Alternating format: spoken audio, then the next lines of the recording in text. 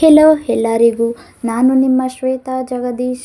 Welcome to Shweta's world. ಇದು ಗುರುವಾರದ mini vlog ಆಗಿರುತ್ತೆ.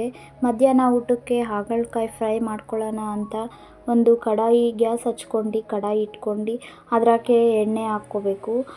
ಸಣ್ಣದಾಗಿ ಹಚ್ಕೊಂಡಿರೋಂಥ ಹಾಗಲಕಾಯಿ ಹಾಕ್ಕೊಂಡು ಚೆನ್ನಾಗಿ ಎಣ್ಣೆಗೆ ಫ್ರೈ ಮಾಡ್ಕೋಬೇಕು. ಇದಕ್ಕೆ ಸ್ವಲ್ಪ ಜಾಸ್ತಿನೇ ಎಣ್ಣೆ ಹಾಕ್ಕೋಬೇಕು. ಹಾಗಲಕಾಯಿ ಬೆಂದಾದಮೇಲೆ ಒಂದು ಪ್ಲೇಟಲ್ಲಿ ಹಾಗಲಕಾಯಿ ತಗೋಬೇಕು.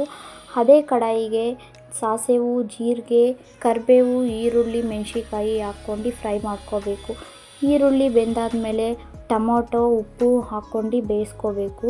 ಉಪ್ಪು ಹಾಕೋದ್ರಿಂದ ಟೊಮೊಟೊ ಬೇಗ ಬೇಯುತ್ತೆ. ಟೊಮೊಟೊ ಎಲ್ಲ ಬೆಂದ ನಂತರ ಹಾಕ್ಕೊಂಡಿರೋ ಅಂಥ ಹಾಗಲಕಾಯಿ, ಕೊಬ್ಬರಿ, ಮಸಾಲೆ ಪುಡಿ, ಖಾರದ ಪುಡಿ ಎಲ್ಲ ಹಾಕ್ಕೊಂಡು 2 ನಿಮಿಷ ಚೆನ್ನಾಗಿ ಫ್ರೈ ಮಾಡ್ಕೋಬೇಕು. ಲಾಸ್ಟಲ್ಲಿ ಕೊತ್ತಂಬರಿ ಹಾಕಿ ಇಳಿಸ್ಕೊಂಡ್ರೆ ಹಾಗಲಕಾಯಿ ಫ್ರೈ ರೆಡಿ ಆಗುತ್ತೆ.